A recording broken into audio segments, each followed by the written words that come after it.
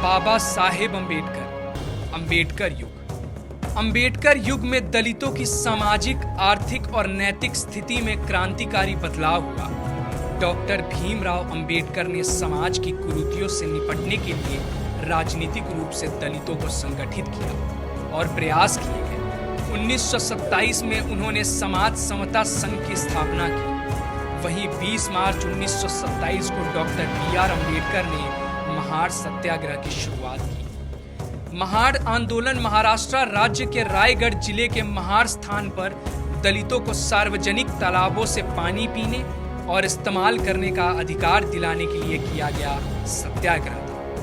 इस दिन को भारत में सामाजिक सशक्तिकरण दिवस के रूप में मनाया जाता है। अगस्त 1923 को बॉम्बे लेजिस्लेटिव काउंसिल के द्वारा एक प्रस्ताव लाया कि वो सभी जगह जिनका निर्माण और देखरेख सरकार करती है, ऐसी जगहों का इस्तेमाल हर कोई कर सकता है। जनवरी 1924 में महाड़, जो कि बॉम्बे कार्य क्षेत्र का हिस्सा था, उस अधिनियम को नगर निगम परिषद के द्वारा लागू किया गया, लेकिन हिंदुओं के विरोध के कारण इसे अमल में नहीं लाया जा सका। इसी साल उन्होंने मनुस्मृति को जला दिया और 25 दिसंबर 1927 में उन्होंने अपने अनुयायियों को भी इसे जलाने को कहा। उनका मानना था कि ऐसी चीजें जातिवाद और सामाजिक कुरीतियों को बढ़ावा देती हैं। वहीं 24 सितंबर 1932 को सायं 5 बजे यरवदा जेल पूना में गांधी और डॉक्टर अंबेडकर के बीच समझौता हुआ, जो बाद में पूना पैक्ट के नाम से मशहूर हुआ। गांधी की कूटनीतिक चाल और हट के कारण इस समझौते में डॉक्टर अंबेडकर को कम्युनल अवार्ड में मिले पृथक निर्वाचन के अधिकार को छोड़ना पड़ा तथा संयुक्त निर्वाचन पद्धति को स्वीकार करना पड़ा। परंतु साथ ही कम्युनल अवार्ड से मिली 78 आरक्षित सीटों की बजाय पूना पैक्ट में आरक्षित सीटों की संख्या बढ़ाकर 148 करवा ली। साथ ही अछूत लोगों के लिए प्रत्येक प्रांत में शिक्षा, अनुदान में पर्याप्त राशि नियत करवाई और सरकारी नौकरियों में बिना किसी भेदभाव के दलित वर्ग के लोगों की भर्ती को सुनिश्चित किया। पूना पैक्ट आरक्षण का जनक बना। इस समझौते पर हस्ताक्षर करके बाबा साहेब ने गांधी को जीवन दान दिया। 1936 में डॉक्टर अंबेडकर ने स्वतंत्र लेबर पार्टी बनाई। महाराष्ट्र के कोकण भाग में प्रचलित शोषक खोटी प्रणाली को खत्म करने के लिए उन्होंने कोशिश की। सेना में महार की भर्ती कराने के लिए उन्होंने सरकार को समझाने की कोशिश की। 1941 में वो तब सफल हुए जब महार रेजिमेंट का गठन किया गया। डॉक्टर अंबेडकर ने विधायिकाओं में और प्रशासन में दलितों के लिए पर्याप्त प्रतिनिधित्व की मांग की। भारत के संविधान के अनुच्छेद 330 और 332 के तहत अब अनुपात में अनुसूचित जाति राज्यसभा और लोकसभा में उनकी आबादी के लिए सीटों के आरक्षण का प्रावधान है। संविधान में अंबेडकर ने दलित समाज और खुद पे हुए अत्याचारों से इतर सभी वर्गों का ध्यान रखा। उन्होंने महिलाओं को बराबर का हक देने के लिए भी कानून बनाया, क्योंकि सवर्ण समाज की महिलाओं की स्थिति भी उस समय दलितों से अलग नहीं थी। उन्हें कोई सामाजिक अधिकार नहीं था। श्रीलंकाई बौद्ध भिक्षु सदा तिस्सा से मिलने के बाद 14 अक्टूबर 1956 को नागपुर में उन्होंने अपनी पत्नी के साथ बौद्ध धर्म अपना लिया। डॉक्टर अंबेडकर दलित को राजनीतिक तौर पर स्थापित करना चाहते थे, इसलिए वे एक राजनीतिक पार्टी बनाना चाहते थे। उन्होंने रिपब्लिक पार्टी ऑफ इंडिया के लिए संविधान बनाया, लेकिन यह पार्टी उनके मरने के बाद ही स्थापित हो सकी। अंबेडकर के राजनीतिक दर्शन ने कई राजनीतिक दल, प्रकाशन और मजदूरों के लिए यूनियन, जो पूरे भारत में सक्रिय रहते थे, विशेष रूप से महाराष्ट्र में एक बड़ी संख्या को जन्म दिया। अंबेडकर युग में वो समुदाय जो सदियों से धर्मों की आड़ में पिसता आ रहा था, अब खुद को जानने लगा और सवाल खड़ा करने लगा। दलित पैंथर की स्थापना आज से 4 दशक पूर्व 9 जुलाई 1972 को नामदेव लक्ष्मण ढसाल और उनके लेखक साथियों ने मिलकर की थी। इस संगठन ने दलित समुदाय को नए सिरे से जगाया। और दलित युवकों तथा दोहरे चरित्र से निराश हो चुके दलित समुदाय में जोश भर दिया। इसकी स्थापना के 1 महीने बाद ही 15 अगस्त 1972 को राजा ढाले ने साधना के विशेषांक में काला स्वतंत्रता दिवस लिखकर तथा ढसाल ने यह घोषणा कर दी कि यदि विधान परिषद या संसद सामान्य लोगों की समस्याओं को हल नहीं करेगी तो पैंथर उन्हें जलाकर राख कर देगी। शासक दलों में हड़कंप मचा दिया। दलित पैंथर उस ब्लैक पैंथर आंदोलन से मिली प्रेरणा थी जो अश्वेतों को उनके मानवीय, सामाजिक, आर्थिक व राजनीतिक अधिकारों को दिलाने के लिए 1966 से ही संघर्षरत था। दलित पैंथर आंदोलन के प्रतिनिधियों ने पैंथरों की भांति ही काम किया तथा सरकार को अपनी मांगें मनवाने के लिए पूर्णतः तो नहीं लेकिन सर झुकाने को मजबूर जरूर कर दिया। परंतु आंदोलनकारियों के आपसी मतभेदों के कारण यह संगठन अपने चरम बिंदु तक नहीं पहुंच सका।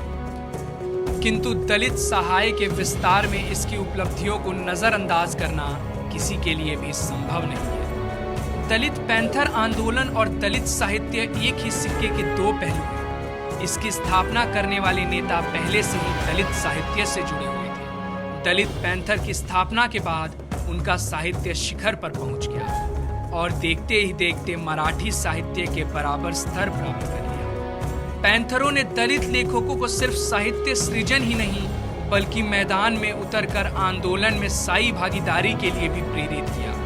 अगर दलित पैंथर के लेखक कवियों ने अपना ऐतिहासिक रोल अदा नहीं किया होता तो क्या बहुजन डाइवर्सिटी मिशन जैसे संगठन वजूद में आते? कांशीराम और मायावती, बहुजन समाज पार्टी। महिला सशक्तिकरण के इस दौर में यूपी की पूर्व मुख्यमंत्री मायावती एक आदर्श है, लेकिन उनकी क्षमताओं को निखारने में एक ऐसे जौहरी का कमाल है जिसने डॉक्टर अंबेडकर जी के बाद देश में सही मायनों में दलितों को संगठित किया और वो शख्स थे कांशीराम।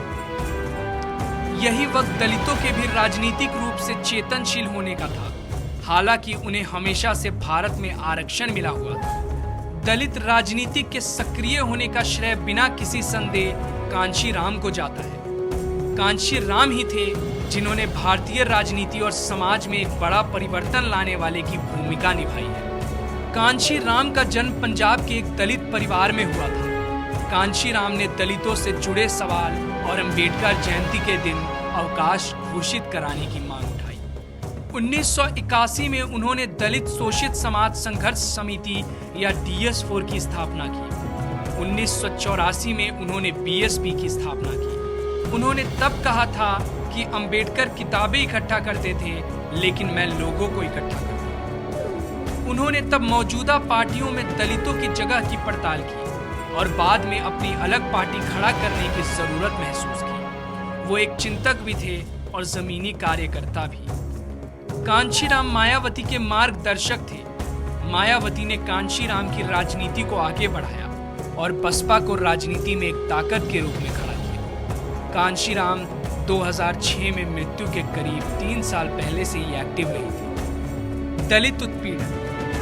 दलितों को उत्पीड़न से बचाने के लिए कड़े कानून, दलित विरोधी मानसिकता को काबू में करने के लिए अनुसूचित जाति, अनुसूचित जनजाति एक्ट के तहत कड़ी सजाओं का प्रावधान भी है। इसके बावजूद उत्पीड़न के मामलों में वृद्धि हो रही है। इस साल के शुरुआती महीनों में ही दलित उत्पीड़न के सैकड़ों मामले सामने आए हैं। देश में जातिगत भेदभाव की जड़ें बहुत गहरी हैं। सबसे अधिक प्रभावित दलित एवं कमजोर वर्ग है जो भेदभाव और तरह तरह के उत्पीड़न का शिकार है। किसी दलित के खाना बनाने से खाने को अपवित्र मानने वाले लोग भी मौजूद हैं। एक अनुमान के मुताबिक देश के 27% से ज्यादा लोग किसी न किसी रूप में छुआछूत को मानते हैं। वहीं राष्ट्रीय अपराध रिकॉर्ड्स ब्यूरो यानी कि NCRB के मुताबिक साल 2000 में दलितों के खिलाफ 47,064 अपराध हुए।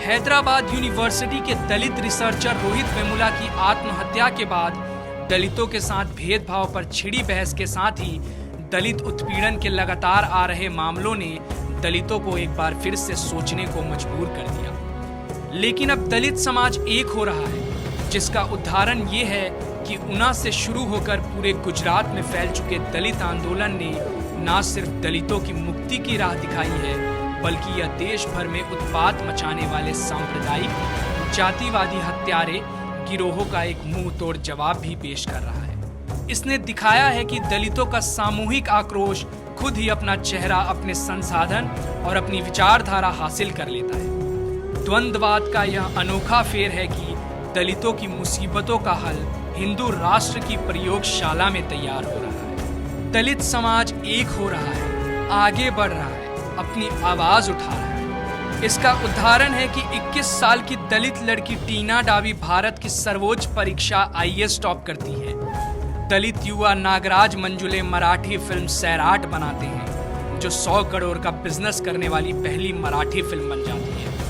PA रंजीत नामक दलित डायरेक्टर कवाली बनाता है, जो एक ही दिन में 500 करोड़ का कारोबार करती है। दलित एक्टिविस्ट बिजवाड़ा विल्सन को एशिया का नोबल रमन मैग्सेसे अवार्ड मिलता है।